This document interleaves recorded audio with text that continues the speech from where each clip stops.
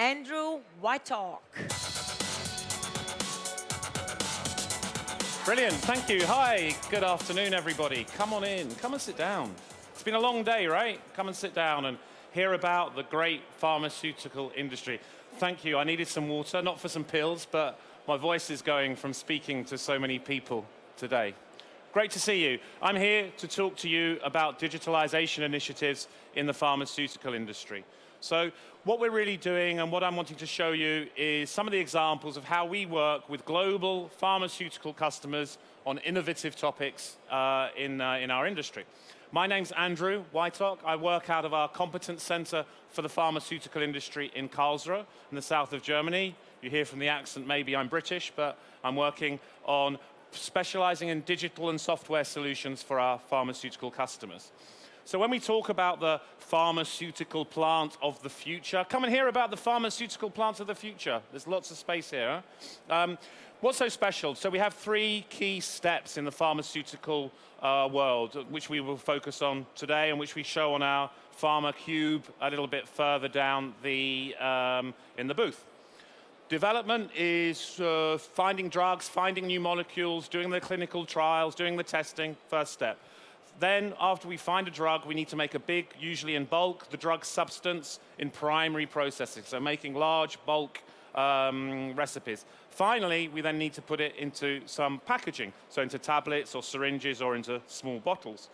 Across these three steps, there are always challenges around efficiency, around the time to market, the flexibility, and of course, what's most important for many of our pharma customers is quality and the regulations. One of the key things about flexibility in the pharmaceutical industry is being able to really bring down the size of batches. So we see a little bit in our stand as well about the idea of even being able to produce a batch size of 1, meaning that I have an individualized therapy for myself as a patient, and this is happening today with cancer, where customers or patients who have had cancer have had it removed through chemotherapy, and then we have an individualized therapy against the cancer, which is based on the genetic makeup of that person. But how does Siemens solve these problems? By providing automation and manufacturing software to really make that process really much more efficient and much more cost effective. Come on in, come on. It's great over here, come and sit down. Okay, I'm not going to say it all the time, don't worry. So how is technology driving the change in the pharmaceutical industry?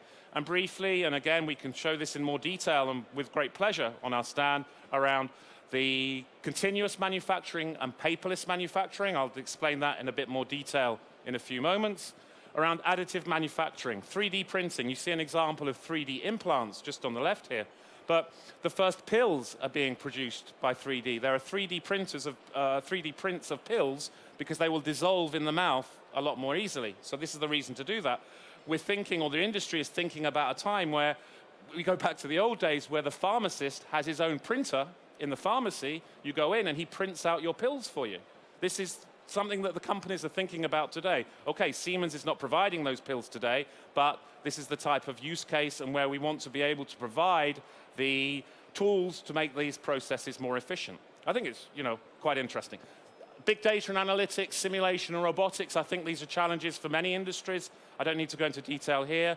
Perhaps the most interesting one for me or for us here is robotics, because we always have a lot of manual and a very small batches, a lot of manual type processes, and trying to interact our manual operations with robotics is often quite a key challenge, and using that as a trend. And this comes back to my fourth point here, so I don't have to repeat it, the labor modernization, the way that people are going to be working in the future in these pharmaceutical plants of the future. Companies are obviously trying to make themselves trying to use technology to give themselves a distinctiveness. They're transforming their plants. In-plant transformation is really key, yeah? They really want to see how they can transform their plants into this digital enterprise, into this type of futuristic plant. And again, things that we're seeing today. And finally, network sophistication. This is really around the collaborative aspects of the very complex network, not necessarily specific to pharma, but where we see contract manufacturers, suppliers, many different entities and companies that are coming together, and we really need to track and trace the information through the whole process. So, I said I don't think I did say, but I know that Christine said we want to talk about some real concepts and some real examples. And this is what I want to talk about today and show you some examples of that. Our innovative concepts in the pharmaceutical industry. The first one, paperless manufacturing. I don't know how many of you are familiar with the manufacturing process in a pharmaceutical plant, but the key thing is that everything has to be recorded. This documentation, we can see 400 or 500 pages of information that is needed to produce a batch of medicine. Lots and lots of paper. So we need to take that, or our customers are wanting to take the paper out of that process and have the advantage of recording the information electronically to be able to guide the way that things are working, to make sure that things are recorded correctly, and also to make sure, of course, that I have the information, and if there's a problem, I can review that quickly. Imagine if you have to review 500 pages of a batch record, that's a lot of time. And we have companies, or I've seen companies, where they have 10 or 15 people whose job is to go through this batch documentation, quality assurance it's called. If they are only told to go to page 10, page 20, and page 50, because that's where the potential problems were, then they're only reviewing the exceptions. So review by exception, it's a key challenge, or a key benefit, I should say, for in the pharmaceutical industry.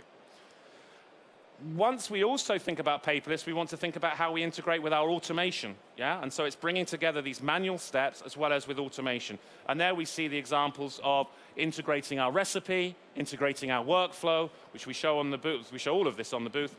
And then the integration of the HMI, the human-machine interface, that the operator has a single screen which he's looking at. So rather than having one information thing here, one information thing here, some paper here that I'm filling in, you're giving them the tools to be able to make that whole operator process much more efficient and make sure you record the information itself. There's plenty of seats, guys, if you want to come in, no problem. Okay, so paperless manufacturing, the benefits, of course, saving time, improving guidance and control, and reducing that review and approval time. What about continuous manufacturing? Continuous manufacturing is a trend in the industry which has been going on for a few years now. And Siemens is part of this transformation of the industry through the analytical part. Let me explain. This is an example of an FDA-approved process in Puerto Rico, the first company that has actually converted from a batch process to a continuous process. Their challenge is moving these raw materials, feeding in constantly different raw materials with different, with different consistencies, and making sure that they come out in a very, very clear, consistent blend. You can't have, so it's very important. Imagine, and this is the way it helps me to think about it, if you're mixing salt with sugar with flour. These are 3 white powders, maybe. Well, it should be, but they're a very different consistency. And to make sure you get a very consistent blend is very important. So you add in wet and to make sure that it all comes together. But the point being, we need to analyze the properties, and these NIR, or near-infrared analyzers, are pulling out the information of what's going on, pulling out the information, and then we're doing the analysis through this process analytical technology. It's a really interesting part and a real thing that's transforming our industry today. We can show you more on the booth, of course. Siemens is also working with providers of single-use equipment. This is another interesting example because we're thinking of flexibility in a plant. What does single-use mean? Well, a great example to illustrate that for people who aren't so familiar is in the kitchen, in your bin, in the kitchen. You don't change every time you fill the bin, you don't change the bin. You don't clean the bin every time. You have a plastic bag and you take the rubbish out and you throw it away. One of the challenges of biopharmaceutical production is the contamination. If something gets contaminated, then I lose the batch. A batch could be millions and millions and millions of euros, pounds, dollars, whatever. I think we know what I mean. The point being that contamination is very, fighting against the contamination is very important, and so having single use enables me to be able to really reduce those cleaning times and the changeover. There are other benefits as well, but what Siemens is doing is providing the software to be able to manage that process, make sure that the bag is changed. I know that when I ask my son to change the bin bag in our kitchen, he never does it right. And you need to, well, I don't have a manufacturing process in place to make sure he does it properly, but it's this type of an idea. Okay? 2 other final examples, and this is a really interesting and exciting one for us, is a real proof of digitalization in the pharmaceutical industry. Intelligent Immersive Manufacturing, IIM. This is a project that we've worked on with a company in the UK, GlaxoSmithKline or GSK, may be familiar with, and we've got a great article in one of our customer magazines called Customer Magazines about the art of the possible. Remember that. Is everyone familiar with the term art of the possible? Not really, huh? It's just these English guys come up with these terms and nobody understands them, right? So what they're really doing there is thinking about what might be possible in the plant of the future. How might an operator be working? Here is an example where we use the XHQ software. Those of you who were here a minute ago would have seen the dashboarding. An operator being able to come on a huge, huge tap board and being able to see and drill down in the batch exactly what's happening.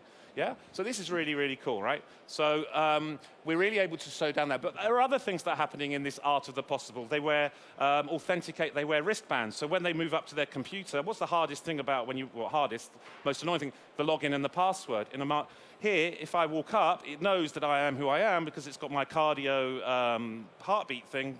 You know what I mean? It knows who I am, and it just opens up the screen at the right place, at the right time of who I am, so of what I need to do. Then I think the other key and other interesting thing is they do voice activation. So they're standing there, and rather than having to do everything and start everything, they stand there and they're doing something. Start the batch, stop the batch, voice activation, gesture control. It's a bit like Minority Report. It's coming to the pharmaceutical industry, but it's to help us, not to do any harm. Don't worry. Okay, and this is about continuous tableting, about really guiding operators and optimizing those operations and thinking about how an operator will work in this new digital world. Not taking the people out completely, but helping them to do their job more efficiently, because I need them when I'm making medicines. My final example is the one I mentioned earlier, the personal immunotherapy. For those of you that are just arriving, very briefly, we make our customer is making a personalized vaccine against cancer. The big challenge there is really been to bring the data together and really guide the process. And I'm not guiding necessary operators, I'm guiding very experienced people who have a lot of data to handle. They've got a very complex process which they're trying to understand and make sure it goes right. Scheduling, so we use our automated scheduling tools, we use our manufacturing systems. Bringing together these different technologies, that's really key as well. Bringing them together to provide a solution. And again, from a solutions perspective, that's our job in the Pharmaceutical Solutions Competence Center, is use these different pieces of software to provide digital type solutions for our customers. It doesn't just have to be digital. Here are some more examples and some of the ones I repeat as well. Integrated engineering, paperless and continuous, as I mentioned earlier. I think I'll go through them all, PLM, through the manufacturing of the future we just mentioned, the secondary part, and there's a great example of how we're making tablets just down there. So you can make now these tablets, here we are in my box, so I don't need to get it out, you know what tablets look like, but I can't even open the box, it doesn't, because I'm going from the wrong end, not very intuitive, huh? So, making these in a Siemens, showing how we can fill a vaccine plant or how we can actually make these types of medicine and actually support the secondary processes of the packaging lines and bringing them together. So on that note, my presentation is finished. I'm now going to go and eat my bottle of pills and try and get my voice back. And I hope that that's been informative and interesting for you. Thank you very much for your time, and thank you very much for your generous smiles and nodding and so on and so forth. So on that note, thank you. Thank you very much, Andrew. Very good.